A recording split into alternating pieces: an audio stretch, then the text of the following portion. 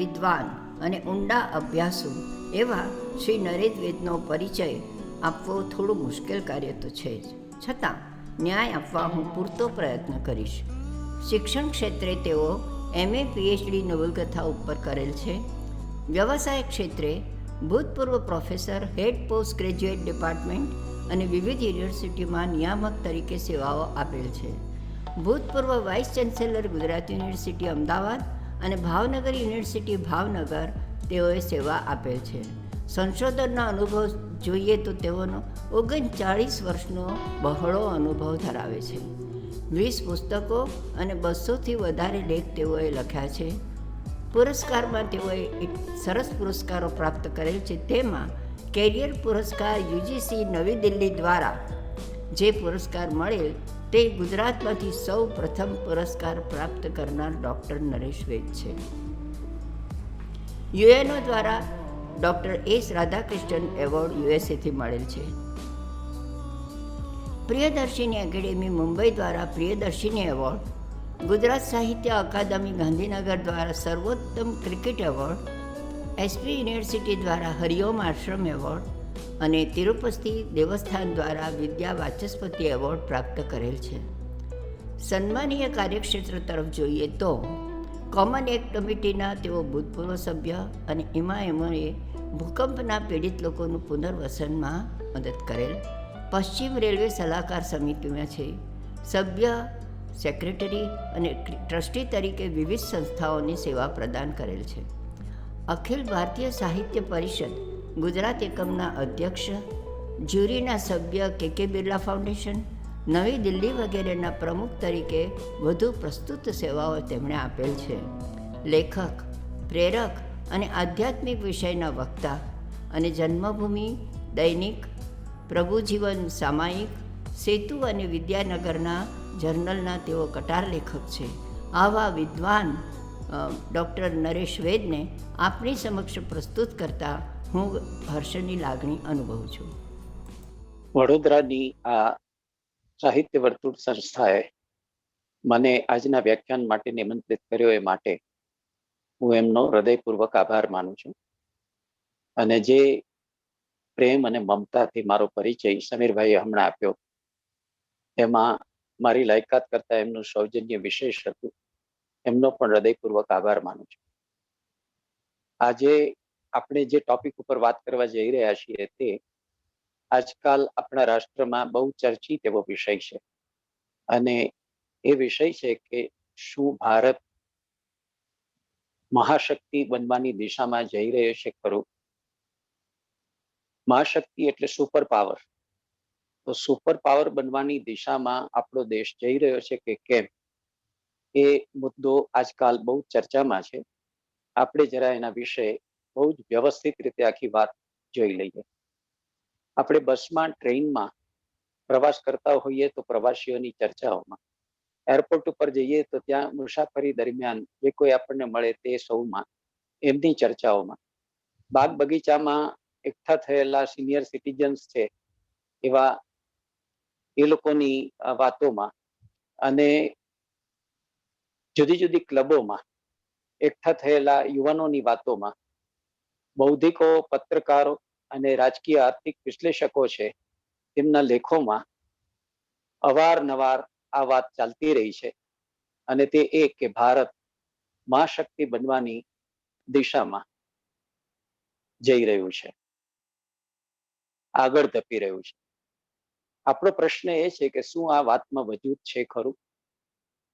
આ વાત માત્ર વિશફુલ થિંકિંગ છે કે પછી અધ્યયનો અને સંશોધનોના અંતે પ્રાપ્ત થયેલી જે વિગતો છે એને આધારે એ લોકોએ તારવેલો નિષ્કર્ષ છે? ભારત એ સુપર પાવર છે તે કેવી રીતે બનશે, અથવા બની રહ્યું છે તો એ દિશામાં એને શું કર્યું છે? શું અન્ન અને ચીજ વસ્તુ અને આર્થિક ઉત્પાદનો જે છે એના ઉપાર્જનથી થશે, એટમિક એનર્જીથી થશે, વસ્તીના વિસ્ફોટથી થશે, જ્ઞાન શક્તિના સર્જનથી થશે, કે લશ્કરી તાકાતથી થશે, કે પછી છેવટે અધ્યાત્મ અને વિજ્ઞાનના સંયોગથી થશે? ભારત કયા અર્થમાં મહાશક્તિ બનશે ક્યારે બનશે, શું એ બનવાની દિશામાં અને એની પ્રક્રિયામાં આગળ ધપી રહ્યું છે, કેવી સ્થિતિ છે, તે આપણે આજે થોડુંક ચર્ચા કરીને જોઈ લઈશું. આ વિષયની ચકાસણી આપણે છે ને તે નરી ભાવુકતા, લુખ્ખી બૌદ્ધિકતા, રાજકારણી મુત્સદીગીરી કે માસ મીડિયાની અતિશયોક્તિથી નથી કરવી, પણ નક્કર હકીકતો અને વૈજ્ઞાનિક દૃષ્ટિકોણને આધારે પૂરા વાસ્તવવાદી રહીને તટસ્થપણે આપણે આ વિચારણા કરવી છે.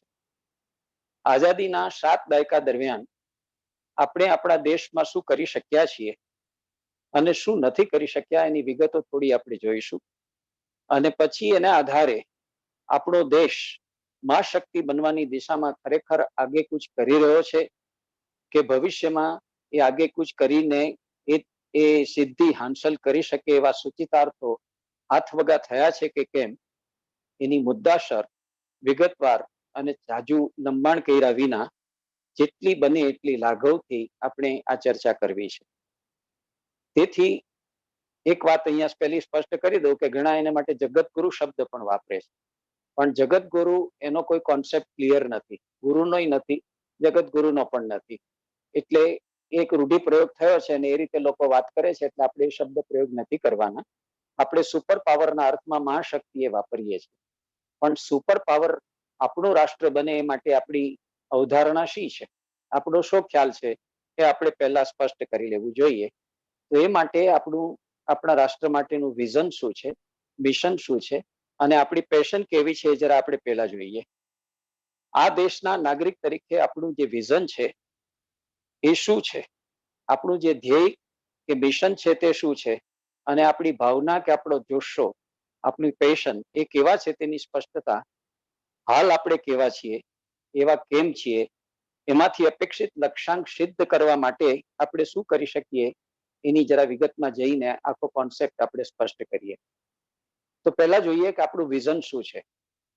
સારા વિશ્વમાં આપણું રાષ્ટ્ર એક શક્તિશાળી અને સમૃદ્ધ રાષ્ટ્ર તરીકે ગજુ કાઢે, એની આન બાન અને શાનમાં સદગુણી વધારો થાય, એની સ્વતંત્રતા, સ્વાયત્તતા અને સાર્વભૌમત્વનો સર્વત્ર સ્વીકાર અને સમાદર થાય, એની એકતા અને અખંડિતતા સંગીન બને, અને આ રાષ્ટ્રની પ્રજા આવાસ, નિવાસ, અભ્યાસ, આહાર, વિહાર, આરોગ્ય, ઉત્પાદન, વિતરણ, પ્રશાસન, આયોજન, નિયોજન વગેરે બાબતોમાં બધા જ લક્ષ્યાંકો હાંસલ કરીને ભય, ભૂખ અને ભ્રષ્ટાચાર મુક્ત, સ્થિર, દૃષ્ટિવંત અને વિકાસગામી પ્રશાસનનો પ્રાપ્ત કરે, અને પ્રજાને સુખ, શાંતિ અને પ્રસન્નતાનો અનુભવ મળે, એવું આપણા રાષ્ટ્ર માટેનું દર્શન છે અથવા વિઝન છે. આપણું ધ્યેય શું છે, આપણું મિશન શું છે?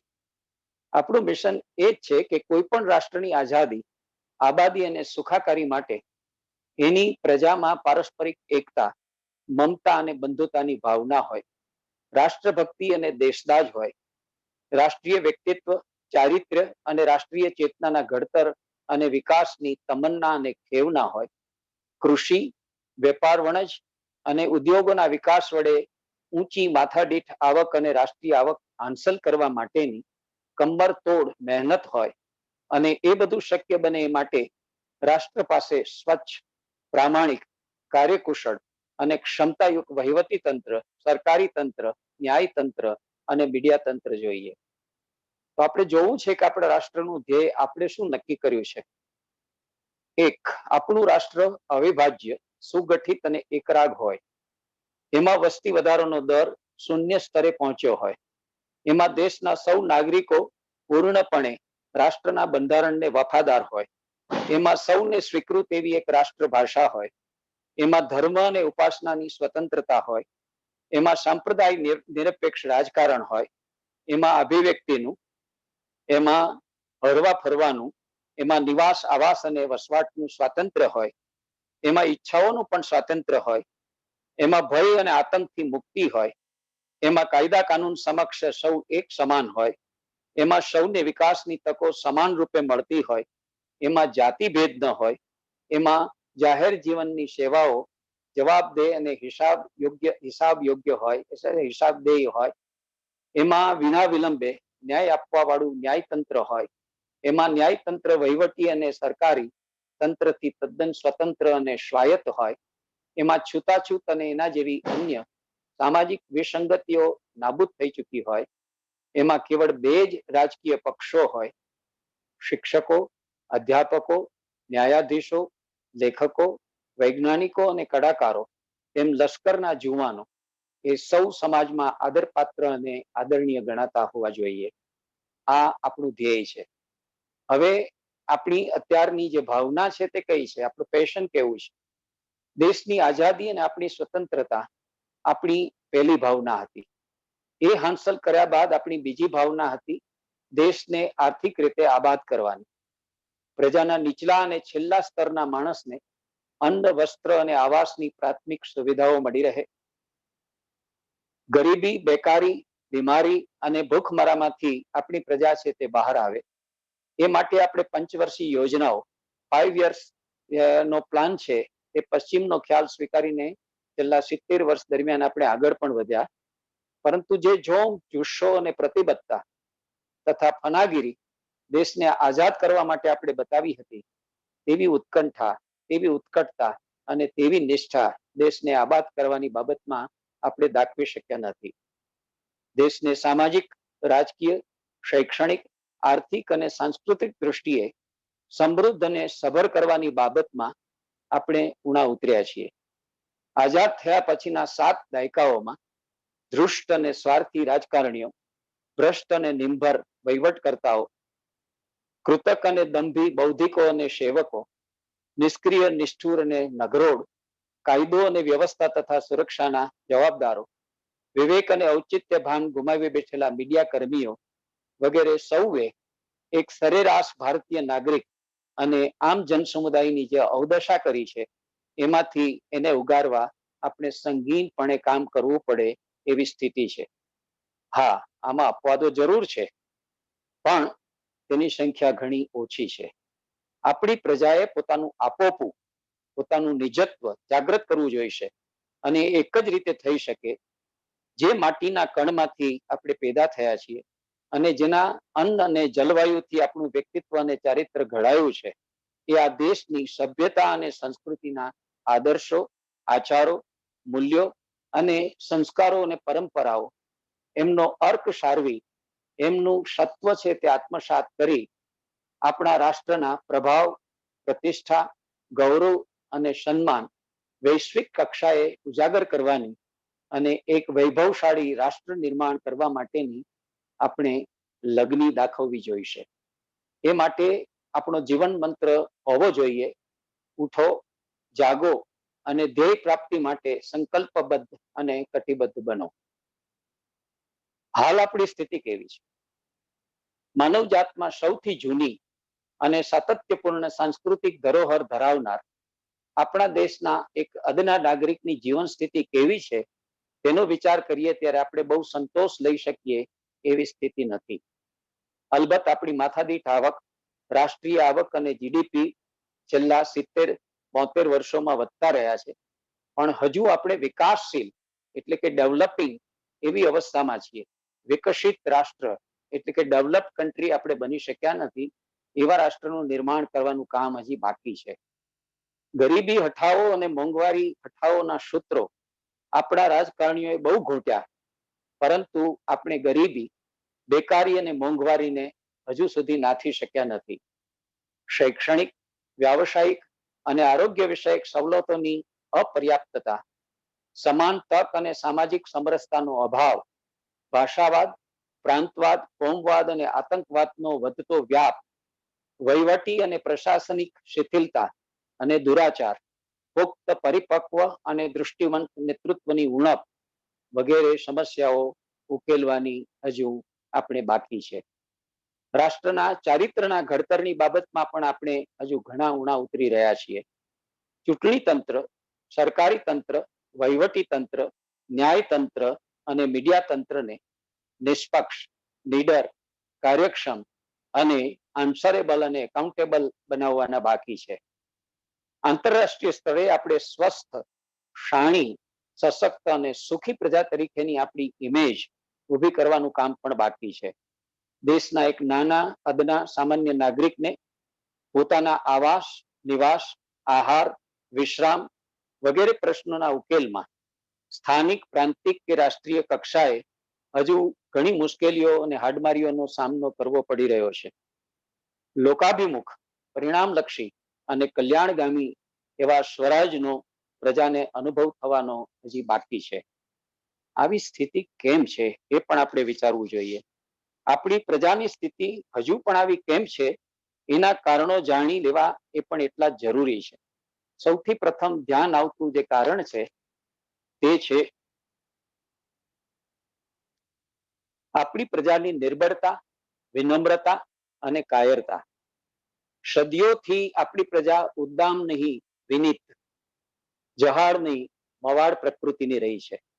અન્યાય, અપમાન અને અવમાનના પ્રસંગે પણ જેનું લોહી ઉકળી ન ઉઠે એવા ઠંડા લોહીની, અંગ્રેજીમાં જેને આપણે લો એરાઉઝલ કહીએ છીએ તેવી, વિરોધનો સૂર પ્રગટ કર્યા વિના બધું મૂંગે મોઢે સહન કરી લેતી એવી કાયર અને કસોટી તેમજ કટોકટીની ક્ષણે સાહમૃગી વૃત્તિ દાખવતી આપણી પ્રજા છે.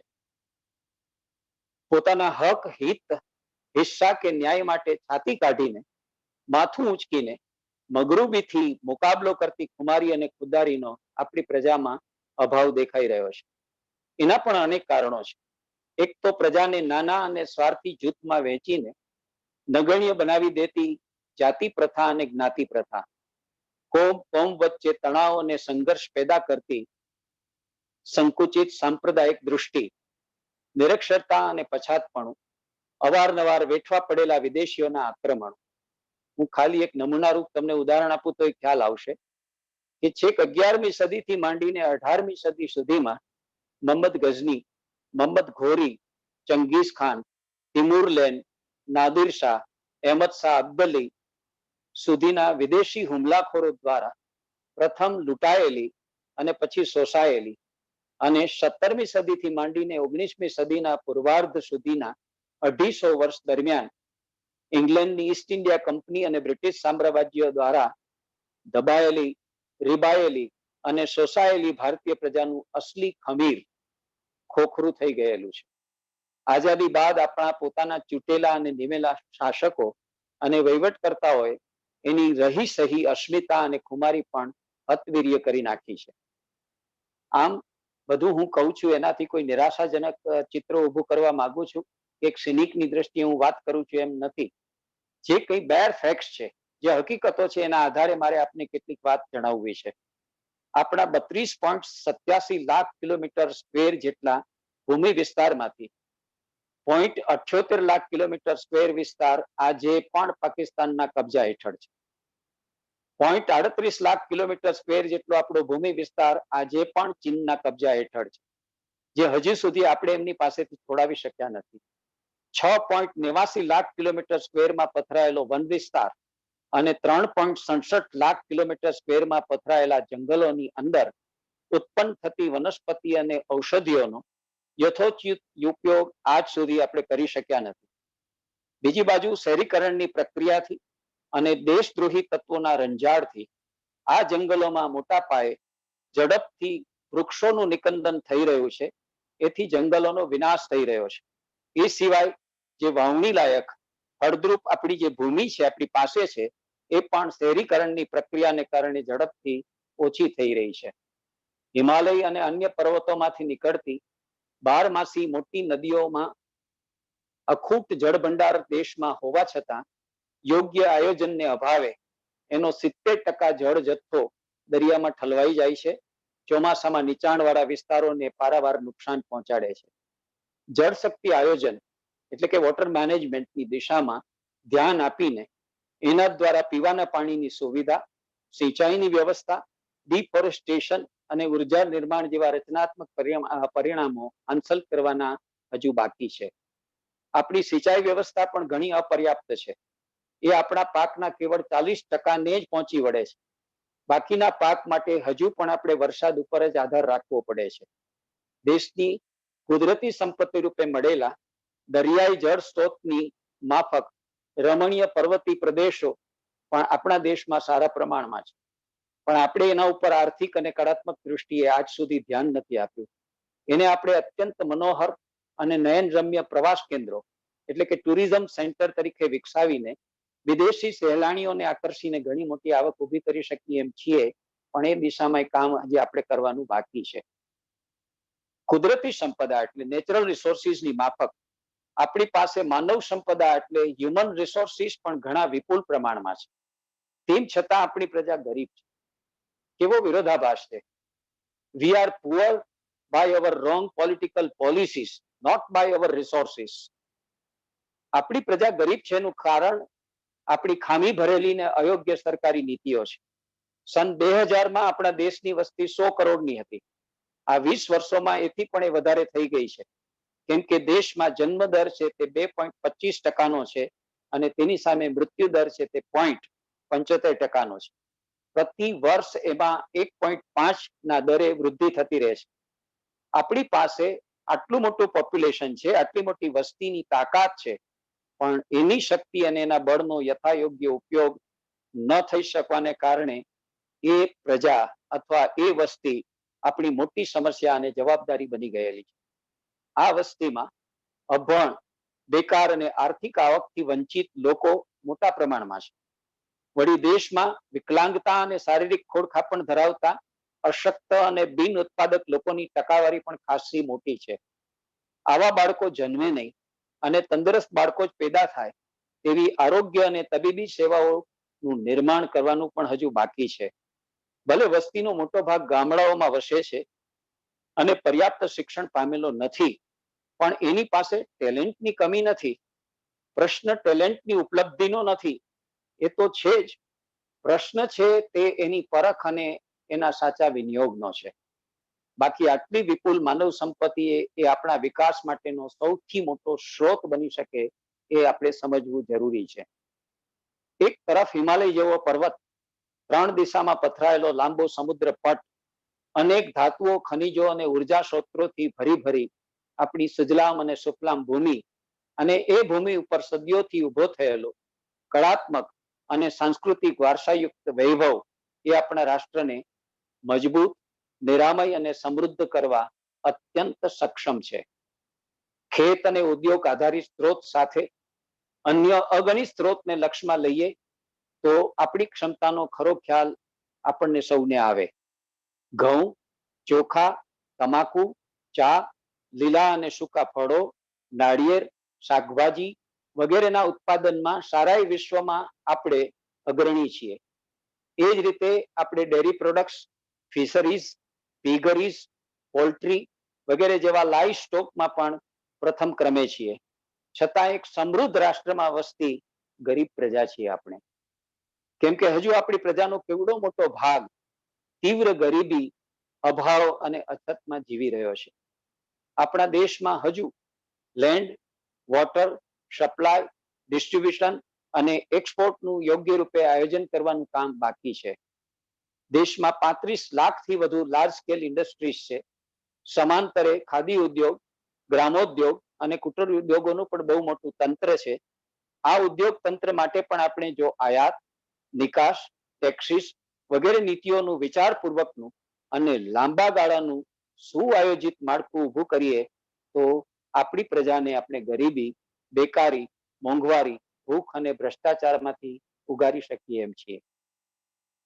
યોગ્ય નીતિ ઘડતર એટલે કે પોલિસી ફ્રેમિંગ અને આયોજન એટલે કે પ્લાનિંગને અભાવે આપણું અર્થતંત્ર કેટલું ડામાડોળ છે અને કેટલી ખરાબ અસરો ક્યાં પડી રહી છે એનો જ્યારે આપણે વિચાર કરીએ છીએ ત્યારે આપણે ચોંકી જઈએ છીએ.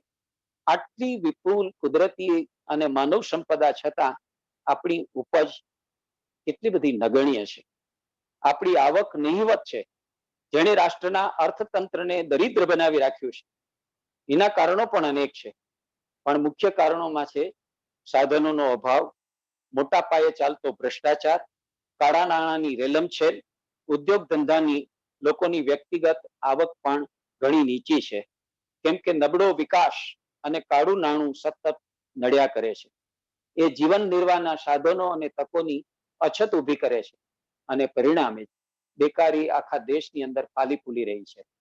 એમાં વળી વ્યવહારમાં ઘૂસી ગયેલું નકલી નાણું, નકલી રેવન્યુ સ્ટેમ્પ અને નકલી સ્ટેમ્પ પેપર્સ એ આપણી આવકને ક્યાં અને કેટલું કોરી ખાતા હશે એનો તો અંદાજ પણ બાંધી શકાતો નથી. એ બધાના મૂળમાં છે આપણો નપાવટ વહીવટ, એટલે કે આપણું પુઅર ગવર્નન્સ. ઓછી આવક અને સામે દેવાને ભારે વ્યાજથી ચુકવણીનો આપણી ઉપર રહેલો બોજ, એમાં આપણું અર્થતંત્ર છે તે આટલા વર્ષોથી ઉલઝી રહ્યું છે. આપણે દેવું કરીને ગાડી ગબડાવ્યા કરીએ છીએ. સન 2001-2 માં આપણી પ્રજા ઉપર 21.46 લાખ કરોડનું દેવું હતું. હું રિપીટ કરું છું, સન 2001-2 માં આપણા દેશ ઉપર 21.46 લાખ કરોડનું દેવું હતું. એમાં આર્થિક વિકાસ સિદ્ધ કરવાની વાત ક્યાંથી આવે? આપણે રૂપિયો જે છે તે આંતરરાષ્ટ્રીય અર્થવ્યવહારમાં નબળો અને નબળો પડતો રહ્યો છે. એના મુખ્ય કારણોમાં બેફામ અને બેકાબુ સરકારી ખર્ચાઓ અને સંસાધનોનો દુરુપયોગ છે. આપણા જીડીપીના 37.9%, એટલે કે 13.7 લાખ કરોડ તો સરકારી મશીનરીની પાછળ જ ખર્ચાય. વિચાર કરો તમે, કેટલા? 13.7 લાખ કરોડ રૂપિયા તો સરકારી મશીનરી પાછળ આપણા ખર્ચાય છે. આથી ગ્રામોદ્ધાર અને ગ્રામ વિકાસની વાતો છે ને એ તો કાગળ ઉપર જ રહી જાય છે. શિક્ષિતો બેકાર ફરે છે. આપણી વસ્તીમાં ગરીબીની રેખા નીચે જીવતા લોકોની જે ટકાવારી છે ને તે 34%ની છે, અને માત્ર 17.5% લોકો છે તે ગરીબી રેખાની ઉપર એની અવસ્થામાં જીવે છે. આપણે ત્યાં સાધન સંપન્ન અને અભાવગ્રસ્ત, એટલે હેવ અને હેવ નોટ ના વચ્ચેનો જે પ્રમાણ દર છે ને એનો જે રેશિયો છે તે 97 અને 3 નો છે. તેથી દેશમાં થોડા લોકો દિન પ્રતિદિન માલેતુજાર થઈ રહ્યા છે, અને પ્રજાનો મોટો વર્ગ છે તે પ્રાથમિક સુખાકારી માટે પણ હજુ સક્ષમ બની શક્યો નથી. આપણી આવી જે કઈ સ્થિતિ છે તેમાં મુખ્ય કારણ છે આપણે ત્યાં થયેલું જીવન મૂલ્યોનું ધોવાણ. પોતાના અને અન્યોના જીવન સુખરૂપ અને સુમેળયુક્ત બને એ માટે જરૂરી એવા વિનય, વિવેક, પ્રેમ, ઔદાર્ય, સહૃદયતા, ધૈર્ય, ક્ષમા જેવા માનવ મૂલ્યોનું આ બધા વર્ષોમાં આપણે ધોવાણ થતું જોયું છે. પરિણામે આપણા રોજબરોજના વ્યવહારમાં આપણે અધીરા, બાવરા, બેચેન, ઉદ્દંડ અને અસામાજિક બનતા જઈએ છીએ. ઉદાહરણ આપું, જે રીતે આપણે જાહેર માર્ગો પર આડેધડ વાહનો પાર્કિંગ કરીએ છીએ, બસ સ્ટેન્ડ કે રેલવે સ્ટેશનમાં ટિકિટ કે જગ્યા મેળવવા માટે લાઈનમાં શિસ્તબદ્ધ ઉભા રહેવાને બદલે ધક્કામુક્કી કરીએ છીએ. સરકારી, અર્ધ સરકારી અને ખાનગી ઓફિસોમાં અધિકારીની તુમાખીનો અનુભવ કરીએ છીએ. એની સામે નારાજ થઈને બોલાચાલી, મારામારી કે ઓફિસમાં તોડફોડ કરતા લાચાર, વિવશ અને અપમાનિત લોકોને જોઈએ છીએ ત્યારે આપણને આપણી પ્રજામાં એકતા, બંધુતા, મમતા, સહૃદયતા, સામાજિકતા અને નાગરિકતાના જે મૂલ્યો છે તેનો સમૂળગો અભાવ દેખાય છે. વધતી જતી વસ્તીની સાથે યોગ્ય આયોજન સાથેનો વિકાસ આપણે નથી કરી શક્યા. આપણે ત્યાંની urbanization, colonization, housing, road, drainage, transport, school, colleges વગેરે અંગે ઊભી કરેલી વ્યવસ્થાઓ પણ પાંગળી અને અપર્યાપ્ત પુરવાર થઈ છે. કોઈ પણ સમસ્યા જ્યારે ઊભી થાય અને તીવ્ર બને ત્યારે તેનો તત્કાળ પૂરતો, એટલે કે એડહોક, આગળ ફીગળ ઉકેલ લાવવાની આપણી જે કાર્ય પદ્ધતિ છે તે ઘણી ખોટી અને નકામી છે. એમાં બદલાવ લાવવાની ખાસ જરૂર છે. દૃષ્ટિવંત અને ટેલેન્ટેડ માણસોની આપણા દેશમાં ખોટ નથી, પણ સાચી પોલિસી અને યોગ્ય આયોજનના અભાવે આપણું આ ધન પણ કેટલું બધું વેડફાઈ રહ્યું છે, ગેરમાર્ગે વળી રહ્યું છે. ઉદાહરણો આપું, હરગોવિંદ ખુરાના, અમર્ત્ય સેન, શામ પિત્રોડા, સુંદર પિચાઈ, શ્યામ નડેલા, ભીખુ પારેખ, સુનીતા વિલિયમ્સ, કલ્પના ચાવલા જેવા કેટલા બધા ઉદાહરણો છે તે ઝીણી નજરે જોવા જાવ તો બ્રેન ડ્રેઇનના જ છે. સમાજમાં લૂંટ, ધાડ, ખૂન, બળાત્કાર, દાણચોરી જેવી ગુનાહિત પ્રવૃત્તિનો ઊંચો જતો જે આંક છે, આતંકવાદ, આત્યંતિકતાવાદ, માફિયા પ્રવૃત્તિઓ, હવાલા કૌભાંડો, ભાઈ લોકોના અંડરવર્લ્ડના જે વ્યવહારો છે વગેરેનો વ્યાપ પણ આઝાદી બાદ આપણા રાષ્ટ્રમાં સતત વધતો ગયો છે. જ્યારે વહીવટ અને આયોજનનું ક્ષેત્ર યોગ્ય અને પરિણામદાયી ન રહે અને તંત્રો જ્યારે નિષ્ફળ જાય ત્યારે આ જાતની અરાજકતા ફેલાતી હોય છે. માનવ સ્વભાવ એવો છે કે જ્યાં સુધી ઉત્તેજિત અને આક્રમક બનવાની સ્થિતિમાં મુકાતો નથી ત્યાં સુધી એ સાચી કે ખોટી રીતે પ્રતિક્રિયાવાદી કે પ્રત્યાઘાતી બનતો નથી. આપણે આઝાદી બાદ એવું શિક્ષણ નથી આપી શક્યા કે જેથી ઉમદા રાષ્ટ્રના ઉમદા નાગરિકો એ તૈયાર થાય. આપણે આવા કેમ છીએ? એના કારણો વિચારતા સૌ પ્રથમ જે કારણ આગળ તરી આવતું દેખાય છે તે આપણી રાજ્ય વહીવટની એટલે કે ગવર્નન્સની નગરોળ પ્રથા છે. આઝાદી બાદ આપણી સરકારે જે રાજ્ય વહીવટ ચલાવ્યો છે તેનું તટસ્થપણે અને બારીકાઈથી જો અવલોકન અને અર્થઘટન કરીએ તો ખ્યાલમાં આવે છે કે તે પ્રૌઢી અને પરિપક્વતા વિનાનો તરંગી અને અડઘણ રહ્યો છે. ઉદાહરણ તરીકે આપણી સરકારે રાજકીય શૈલી તરીકે પેલા મૂડીલક્ષી સમાજવાદનો એટલે કેપિટાલિઝમ સોશિયાલિઝમ છે તે વિથ કેપિટલ એવો અભિગમ અપનાવ્યો. પછી બિન સાંપ્રદાયિક સમાજવાદનો અભિગમ સ્વીકાર્યો. પછી વૈશ્વિકરણ અને ઉદારીકરણનો સ્વીકાર્યો. પછી બિન રોકાણ એટલે ડિસઇન્વેસ્ટમેન્ટનો સ્વીકાર્યો. અને પછી હાથ ઉપર જે કંઈ હોય તેને વેચી મારવાનો સેલિંગ આઉટનો અભિગમ છે તે અપનાવ્યો. એનો મતલબ એ છે કે પેલા અંકુશ એટલે કંટ્રોલ વાળી, પછી મુક્ત એટલે ઓપન, અને પછી વેચી મારવાની નીતિનો આપણે અખત્યાર કરી છે. રાષ્ટ્રને આબાદ અને સમૃદ્ધ કરવા માટેની લાંબા ગાળાની કોઈ સુચિંતિત નીતિઓ ઘડ્યા વિના મનસ્વી રીતે આપણા રાષ્ટ્રમાં રાજ વહીવટ છે તે ચાલ્યો છે. આર્થિક બાબતની જેમ રાજકીય બાબતોમાં પણ એમ જ થયું છે. આપણે શાસન પ્રણાલી રૂપે લોકશાહી પદ્ધતિ સ્વીકારી, પણ એની મૂળ ભાવના અને હાર્દ આપણે સાચવ્યા નથી. લોકશાહી પ્રથા છે તે સામૂહિક ડાપણ, સામૂહિક નિર્ણય અને સાજીદારી યુક્ત શાસન પ્રણાલી એટલે પાર્ટિસિપેટરી સિસ્ટમ છે આ. અને એમાં કલેક્ટિવ ડિસિઝન અને કલેક્ટિવ વિઝડમનો લાભ લેવાનો હોય છે. એ વાત તો આપણે સાવ વિચારે પાડી દીધી છે. પક્ષોની રચના અને એમની જે તડજોડ થાય છે, સત્તા હાંસલ કરવા માટે જે રીતે પક્ષ પલટાવો થાય છે, નીચલા સ્તરના નબળા વર્ગના નિરક્ષર લોકોને લલચાવી, ફોસલાવી અને અકબંધ કરાતી જે વોટ બેંક છે, શંકાસ્પદ એવું આપણું જે પ્રચાર તંત્ર છે, આપણી અનામત નીતિ છે, ધારાસભ્યો અને સંસદ સભ્યોને અપાતા ભંડોળો અને પેન્શન તથા અન્ય લાભો, એકાઉન્ટેબિલિટી અને મોનિટરિંગના અભાવમાં નિરંકુશ અને તુંડ મિજાજી થઈ ગયેલું આપણું જે અમલદારી તંત્ર અને વહીવટી ક્ષેત્રમાં વર્ક કલ્ચરનો જે અભાવ છે, ડેમોક્રેસીનું આપણે ત્યાં બ્યુરોક્રેસી અને મોબોક્રેસીમાં બહુ જલ્દીથી રૂપાંતર થતું જાય છે. આ બધું જોતા અને વિચારતા ખરી સ્થિતિ કેવી છે તેનો આપણને ખ્યાલ આવે છે. રાજકારણમાં અને અન્ય ક્ષેત્રમાં વિકસતો જતો ભ્રષ્ટાચાર આવું જ બીજું મોટું દૂષણ છે. આપણા તંત્રોએ તપાસ એટલે ચેક્સ અને અંકુશો એટલે કંટ્રોલનું એક એવું માળખું છે તે રેશનિંગ, લાયસન્સિંગ અને પરમિટને નામે ઊભું કર્યું છે, જે વ્યક્તિઓ, વ્યાવસાયિકો, ધંધાદારીઓ, વેપારીઓ અને ઉદ્યોગપતિઓને તંત્ર અને કાર્યપ્રણાલીના નામે નમતા ભજતા રાખે છે, એટલે કે અંડરમાઇન કરે છે.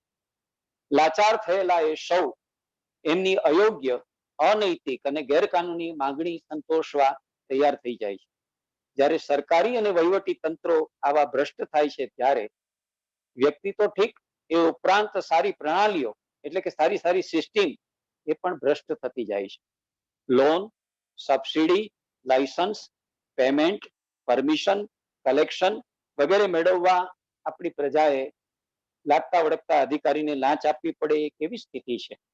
પોતાના કામો કરાવવા ઉદ્યોગ સાહસિકો, વ્યાવસાયિકો અને ખેડૂતો, શ્રમિકોને કેટલા મેન અવર્સ, કેટલા માનવ કલાકો બગાડવા પડતા હોય છે એનો ક્યારેય આપણે હિસાબ માંડ્યો નથી.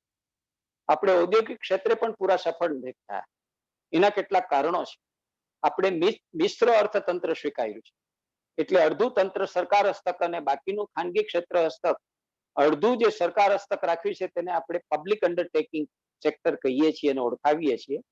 પરંતુ છેલ્લા 6.5 દાયકા દરમિયાન આપણે આ ક્ષેત્રમાં તંત્રવાહકોના થાથાપણાનો, તુમાખીનો, ભ્રષ્ટાચારનો અને સંસાધનોના બગાડનો જે ખેલ જોયો છે એ આ ક્ષેત્રને તદ્દન એને નકામું કરી નાખ્યું છે. બીજી બાજુ ખાનગી ક્ષેત્રે રહેલા આપણા ઉદ્યોગો અણઘડ અને અવિચારી નીતિઓને કારણે તૂટતા જાય છે. આવી ખામી ભરેલી નીતિઓના ઉદાહરણ રૂપે overtime policy, industrial discrimination policy, veg policy, tax policy, આ બધું ગણાવી શકાય. બિન કાર્યક્ષમતા, કાર્ય સંસ્કૃતિની એટલે કે વર્ક કલ્ચરની નબળાઈ, ફરજો અને જવાબદારીઓ પ્રત્યે નિષ્ઠાનો અભાવ, આ બધા દૂષણો આપણે વહેલી તકે દૂર કરવા પડશે જો આપણે મહાશક્તિ બનવાની દિશામાં આગળ જવું હશે તો. આ જે છે તે આપણી અત્યારની પરિસ્થિતિનો લીધેલો આપણો એક્સરે છે.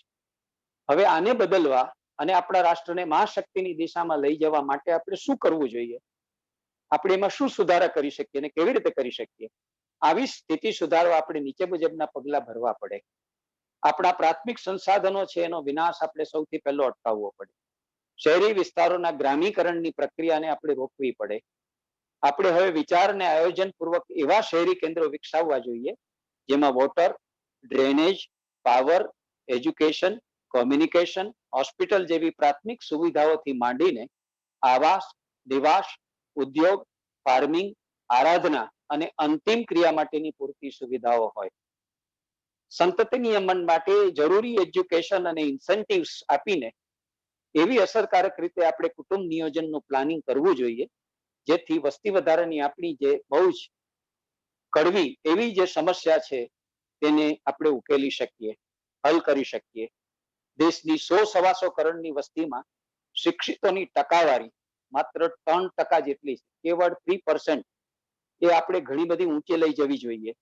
શિક્ષણ લેવા યોગ્ય ઉંમરના કોઈ પણ બાળકો શિક્ષણથી બિલકુલ વંચિત ન રહે અને એમને જે શિક્ષણ અપાય તે નીડ બેઝ અને વેલ્યુ બેઝ હોય એવી વ્યવસ્થા આપણે કરવી જોઈએ. દુષ્કાળ, પૂર કે જણ હોનારત જેવી સમસ્યાઓને નાથવા માટે વોટર સાયકલ છે તેને પૂરેપૂરી સમજીને ચોમાસાનું પાણી વેડફાઈ ન જાય એ રીતે એને સંઘરવાની અને વાપરવાની બાબતમાં વોટર મેનેજમેન્ટ આપણે વિકસાવવું પડશે. આસમાની, સુલતાની કે મનુષ્ય સર્જિત જે આપત્તિઓ આવે એને નિર્મૂળ તો ન કરી શકાય પણ એને બિન અસરકારક કરી શકે એવું ડિઝાસ્ટર મેનેજમેન્ટ પણ આપણે વિકસાવવું પડશે. આપણી એક બહુ મોટી સમસ્યા છે તે વીજ ઉત્પાદનની, પાવર જનરેશનની છે. એને નિવારવા માટે આપણે solar energy, wind energy, biomass energy, urban waste energy, biogas energy, nuclear energy જેવા ઓલ્ટરનેટ સાધનોનો વિકાસ કરીને પાવર મેનેજમેન્ટ પણ આપણે કરવું જોઈશે. પ્રજાના આરોગ્ય અને નિરામય આયુષ્ય માટે તમામ પ્રકારના પ્રદૂષણો દૂર કરીને પર્યાવરણને આપણે શુદ્ધ કરવું બહુ જરૂરી છે. દિલ્હી, મુંબઈ, મદ્રાસ, કલકત્તા જેવા બધા જ મહાનગરો, મેટ્રોપોલિસની હાલત કેવી છે આપણે જાણીએ છીએ. એ માટે થઈને human waste, medical waste, industrial waste વગેરે બધાનું ઉત્પાદક શક્તિમાં આપણે રૂપાંતર કરવું જોઈએ.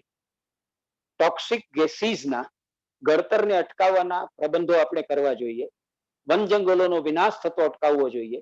બોટોનિકલ, જીઓલોજીકલ અને મેડિસિનલ ગાર્ડન્સ આપણે વિકસાવવા જોઈએ. દેશના રમણીય અને દર્શનીય સ્થળોનો વિકાસ કરી પ્રવાસન ઉદ્યોગ ધંધાદારી ધોરણે આપણે ખીલવવો જોઈએ. એક રાષ્ટ્ર તરીકે આપણો વિકાસ ઘણો ધીમો છે અને એનું ખરું કારણ છે સંશોધનની અછત અને ટેકનોલોજીની જાણકારીનો અભાવ. આપણી પ્રકૃતિ રિસર્ચની છે જ નહીં.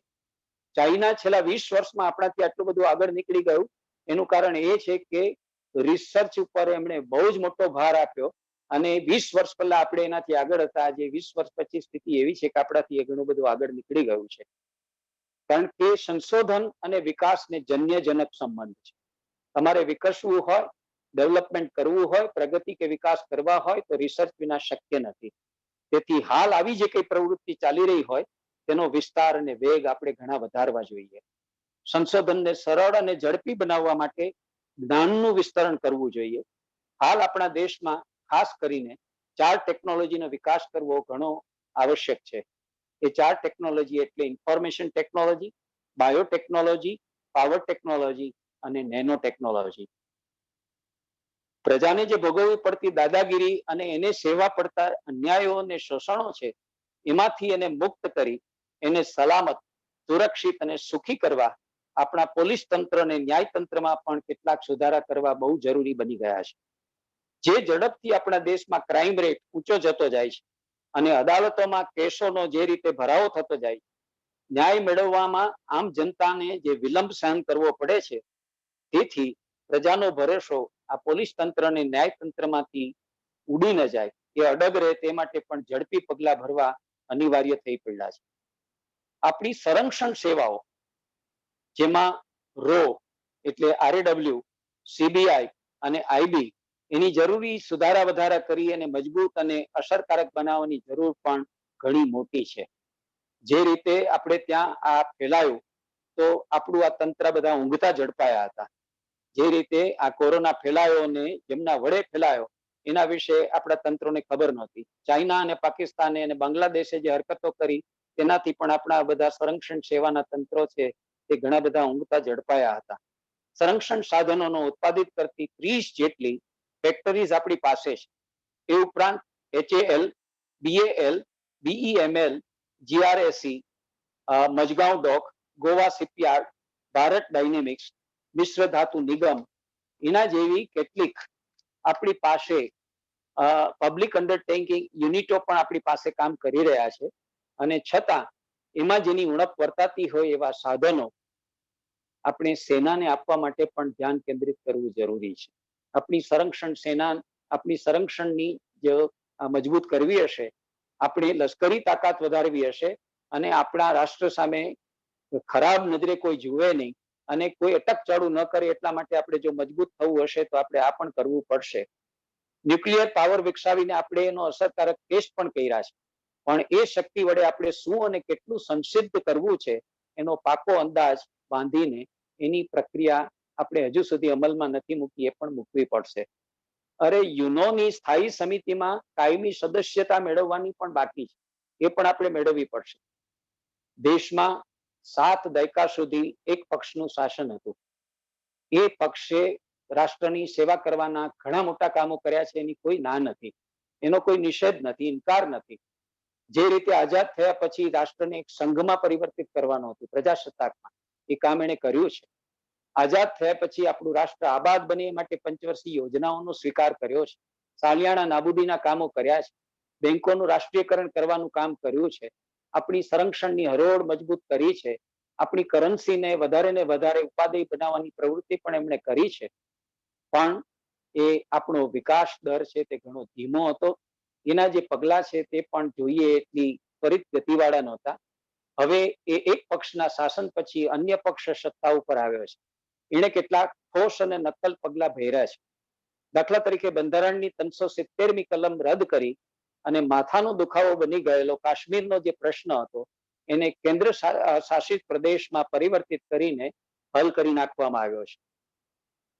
પૂર્વના રાષ્ટ્રો, આપણા પૂર્વના રાજ્યો, ઈશાન પૂર્વના એટલે પૂર્વોત્તર રાજ્યો જે આપણા છે તે ઘણું ઇલ ફીલ કરી રહ્યા હતા સરકાર માટે ને આપણા સૌ માટે. તેના ઉપર વિશેષ ધ્યાન આપવાથી તેમના વિકાસનો માર્ગ પણ ધીરે ધીરે પ્રશસ્ત થયો છે. નકામા અને કાળગ્રસ્ત થયેલા એવા જે કાયદાઓ છે એ દૂર કરાયા છે.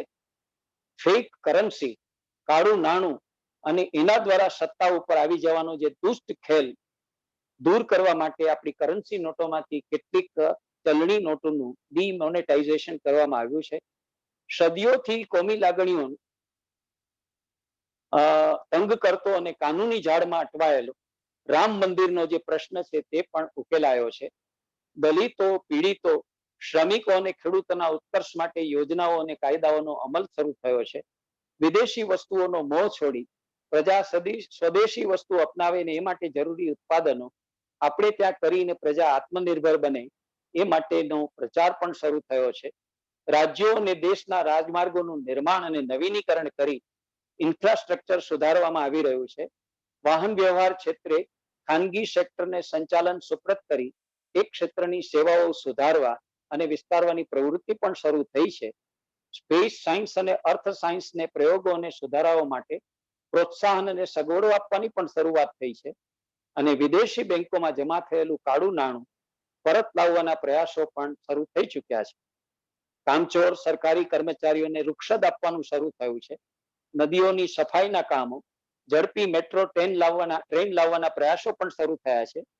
વિદેશની પ્રજા છે અને સરકારો છે તેમાં ભારતની ઇમેજ સુધારીને એમની પાસેથી વિદેશી રોકાણો મેળવવાનું અને એમના દ્વારા આપણા દુશ્મનોને અપાતી જે રાષ્ટ્રીય સહાય છે તેમાં એમના દ્વારા એ રાષ્ટ્રો દ્વારા પીછેહટ થાય એવું દબાણ કરવાનું કામ પણ શરૂ થયું છે.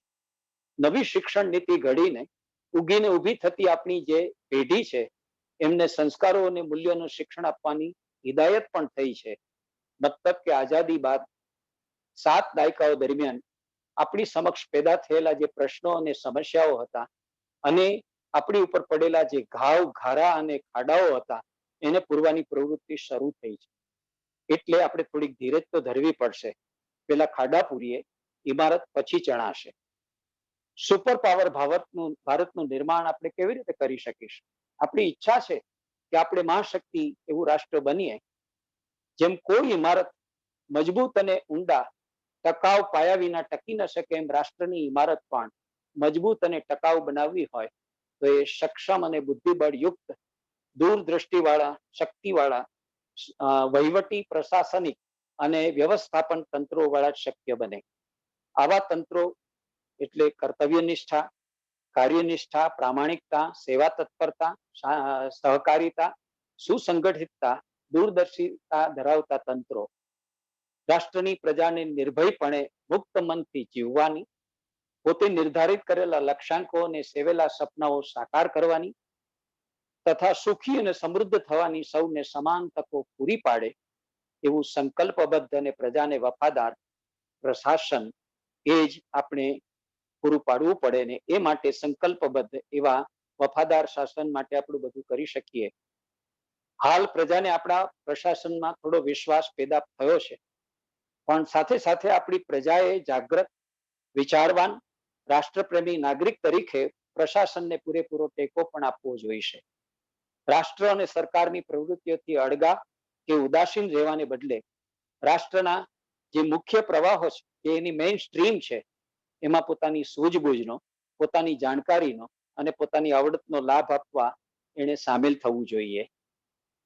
રાષ્ટ્ર અને સરકારની પ્રવૃત્તિઓથી અળગા ન રહે એ માટે રાષ્ટ્રીય ચેતના અને રાષ્ટ્રીય ચારિત્રના ઘડતરમાં ફાળો આપવા માટે એમને સૂઝ સમજ આપણે આપવી પડશે અને એની સાથે સાથે પ્રશાસને પણ પ્રજાના શાણપણ અને અનુભવનો લાભ લેવા ઉપરાંત નિષ્ણાતપણાનો એટલે કે પ્રોફેશનલિઝમનો રાષ્ટ્ર પ્રત્યે તીવ્ર લગાવ અને પ્રજા માટે હમદર્દી ધરાવતા જે તંત્રો છે તેનો સાથ પણ લેવો જોઈશે. છેલ્લા 7 દાયકામાં આપણે કેટલું કરી શક્યા હતા, પણ એમાં વિસ્તાર અને વેગ ઓછો હતો એ આપણે આગળ જોયું.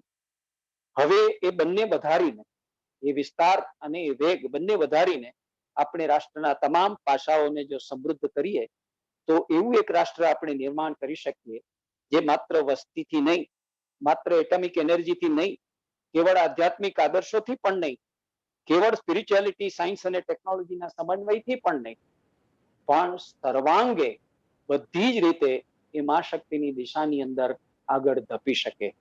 આપણી સામે અત્યાર સુધી 20મી સદીમાં એવી મહાશક્તિ રૂપે આપણે અમેરિકાને જોયું છે, પણ જગતનો ઇતિહાસ લખતા દુનિયાના પ્રખ્યાત એવા ઇતિહાસવિદ આર્નલ્ડ ટોયનબીએ ભવિષ્ય ભાગ્યું છે, ચોખ્ખું લખ્યું છે એમના વર્લ્ડ હિસ્ટ્રીની અંદર. એ કહે છે કે 20મી સદીમાં સુપર પાવર છે તે અમેરિકા રહેશે, પણ 21મી સદી છે તે ભારતની બની રહેશે. આ એમનું કદાચ વિશફુલ થિંકિંગ હશે અથવા એમના પોતાના અનુભવને આધારે એમને જે નિષ્કર્ષો પર પહોંચવાનું થયું હશે એને કારણે એક ઇતિહાસવિદ તરીકે પોતાનો મત એમણે પ્રગટ કર્યો હશે. પણ આપણે જોયું તેમ એવી મહાશક્તિ બનવાની દિશામાં જરૂર આપણે કદમ માંડ્યા છે, પણ હજુ ઘણું કરવાનું બાકી છે. થયું થોડું, રહ્યું અધિક એવી આપણી સ્થિતિ છે અને એટલે જ કમર કસીને રાષ્ટ્ર ભક્તિ સાથે ચારિત્રવાન થઈને દેશને માટે થઈને એને મહાશક્તિ બનાવવા માટે થઈને આપસી મતભેદો ભૂલીને આપણી અંદર રહેલા જયચંદો છે તે પણ જયચંદપણું છોડી દઈને આપણા વિરોધ પક્ષો પણ રાષ્ટ્રના સાચા અને ઉપયોગી કામોમાં સરકારની સાથે ખભે ખભો મિલાવી એક સુરમાં સાથે ચાલવાનું જ્યારે કરવા માંડશે ત્યારે આપણે મહાશક્તિની દિશામાં ઠોસ અને નક્કર કદમ માંડીને સુપર પાવર બનવાની દિશામાં આગળ ધપી શકીશું. આપણી માથાદીઠ આવક, આપણી રાષ્ટ્રીય આવક, આપણો જીડીપી એ વધતો જાય એ બધું બરાબર છે. આપણે નાના મોટા પ્રકલ્પો હાથ ઉપર લઈએ, એમાંના કેટલાકને પાર પાડીએ અને કેટલાક ફરમભાઈ, એ પણ બધું બરાબર છે. પણ એ બધાની સાથે આપણે જે જોવાનું છે, આપણો જે આદર્શ છે કે કેન્દ્રમાં પ્રજા છે, પ્રજાની સુખાકારી છે. આપણું જે રાષ્ટ્ર છે એની જે પ્રજા છે તે ભય, ભૂખ અને ભ્રષ્ટાચારથી મુક્ત એવા રાષ્ટ્રમાં સુરક્ષિત, શાંતિથી અને સુખપૂર્ણ રહી શકે એવું રાષ્ટ્ર આપણે નિર્માણ કરીશું તો જગત આપમેળે આપણને આ પ્રકારની મહાશક્તિ રૂપે જરૂર પસંદ કરશે. અહીંયા હું મારું જે વક્તવ્ય છે તેને વિરામ આપું છું.